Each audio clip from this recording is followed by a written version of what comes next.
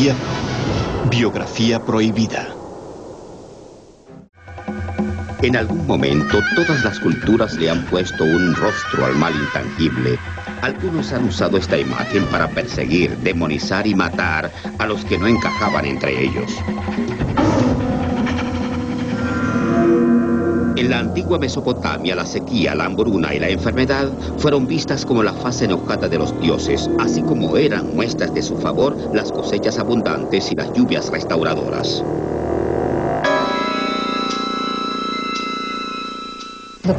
Los babilonios y los asirios tenían muchos dioses y diosas que se comportaban caprichosamente. A veces eran buenos, otras malos, otras bondadosos y otras crueles. Así que la bondad y la maldad residían en un mismo personaje. No separaban a los personajes que eran buenos de los que eran malos. El pueblo de Israel creía y veneraba a una multitud de otros dioses. Se suponía que no hicieran tal cosa. Los profetas de Israel les recordaban que habían hecho un pacto con Yahvé, el Dios de Israel, y que prometieron adorarlo solo a él. Pero a la mayoría de los israelitas no les parecía cuerdo ignorar a dioses que por siglos, antes de la aparición de Yahvé, trajeron fertilidad a la tierra.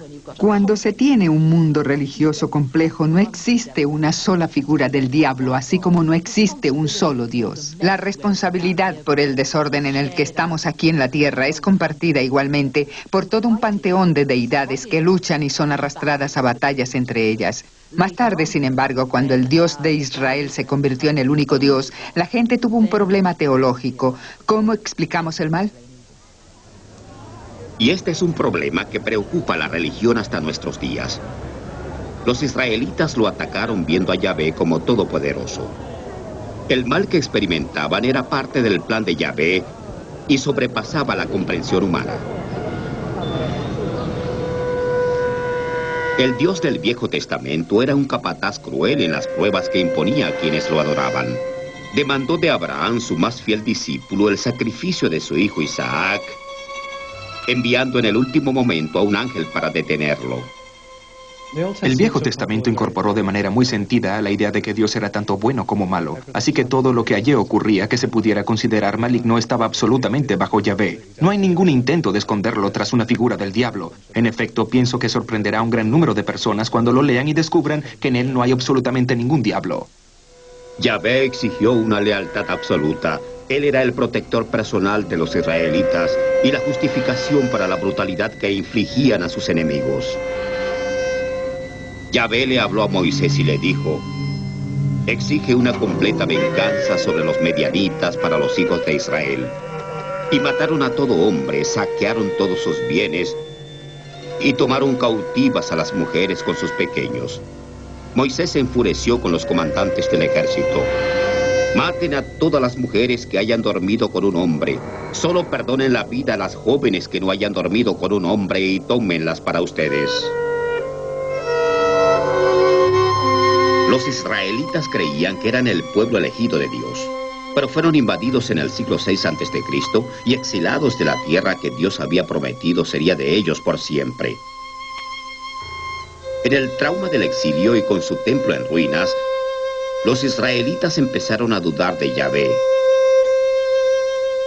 La creencia zoroástrica de un Dios puramente bueno y de un diablo maligno separado fue transmitida a los israelitas durante su exilio en Babilonia. Muchos de sus señores eran zoroastras. En Persia, el profeta Zaratustra explicó el mal en una forma completamente nueva. Hacia el 1200 a.C., habló por primera vez en la historia humana de un Dios puramente bueno y de un opositor espíritu del mal, Angara Mainyu. El zoroastrismo, religión fundada sobre sus creencias, aún vive, y 5 veces al día sus sacerdotes alimentan la llama sagrada en una tradición que no ha cambiado en miles de años. El espíritu maligno no proviene de Dios, no proviene del amo Ahura, porque para nosotros el mal es imperfección, es desequilibrio, pobreza, dolor, miseria, sufrimiento y muerte. Creemos que si Dios es perfecto, entonces no puede ser responsable de algo imperfecto. Así pues, el diablo vino a la vida en la religión de Zaratustra. La idea de un espíritu responsable del mal no logró una aceptación general, pero había sido plantada en la conciencia judía. No obstante, la principal idea ortodoxa permaneció y permanece hasta nuestros días. Yahvé es todopoderoso y no se necesita de ningún diablo. Discutir la noción judía del diablo es algo poco grato. Tal concepto no existe en el judaísmo. El mal es el que los humanos pueden hacer. Por ejemplo, una persona puede cometer un acto maligno. Matar es un acto maligno. La muerte de una persona no es maligna, es trágica. El mal no existe. En el nivel más simple, si no existiera gente, no existiría el mal. A pesar de esta opinión de la corriente principal, la influencia de la idea zoroástrica de un espíritu maligno separado de Yahvé puede vislumbrarse en los libros del Viejo Testamento escritos después del exilio. La primera noción de Satanás como una especie de criatura aparece en el libro de Job. Él es presentado como alguien que apareció con otras personas.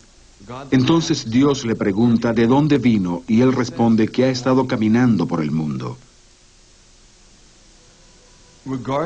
En relación a estos versos de Job, a fin de explicar la existencia de la noción de Satanás, el Talmud establece que Satanás es el ángel de la muerte, es la inclinación al mal.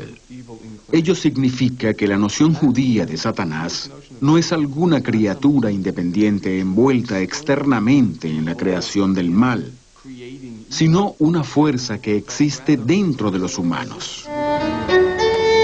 El Satanás de Job no era tanto un diablo, sino un fiscal en jefe en la corte celestial de Dios.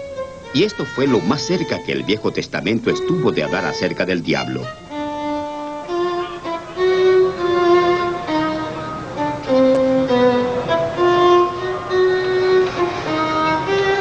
Pero en los siglos anteriores al nacimiento de Cristo, cuando nuevamente fueron invadidos, los israelitas fueron tentados por la idea del diablo una vez más. Hay 200 años entre el último libro del Viejo Testamento y el primero del Nuevo Testamento. Y fue en este período que nació el diablo, en un estilo de literatura llamada apócrifa, escrita por los judíos esenios, como una especie de reinterpretación de lo que les estaba ocurriendo en esos días. Lo que quiero decir es que durante esos 200 años, los judíos pasaron por tiempos terribles y comenzaron a cuestionarse si eran el pueblo elegido de Dios, si Yahvé estaba realmente de su lado. Ellos no se atrevían a creer que Yahvé no estaba de su lado, así que desplazaron las cosas malas, las alejaron de Yahvé y le echaron la culpa al diablo. La Biblia es un libro reescrito infinitamente, reescrito de acuerdo a las circunstancias del momento. Al volver al libro del Génesis y ver lo que sucedió en el Edén, pensaron, oh, hay una serpiente. Así que dijeron, oh, la serpiente, eso era el mal, eso era el diablo. En ese momento no sabíamos que era el diablo, pero ya nos dimos cuenta, nos volvimos sabios. Así que la serpiente se convirtió en el diablo. Los esenios hicieron una contribución significativa a la biografía del diablo. Se sentaron en el desierto, rumiaron y reflexionaron sobre 500 años de cataclismos y se hicieron la pregunta, ¿por qué comenzaron a ir mal las cosas? Y tenían la respuesta. Desde el principio fue Satanás, fue Belial y sus fuerzas, puestas a destruir al pueblo de Dios.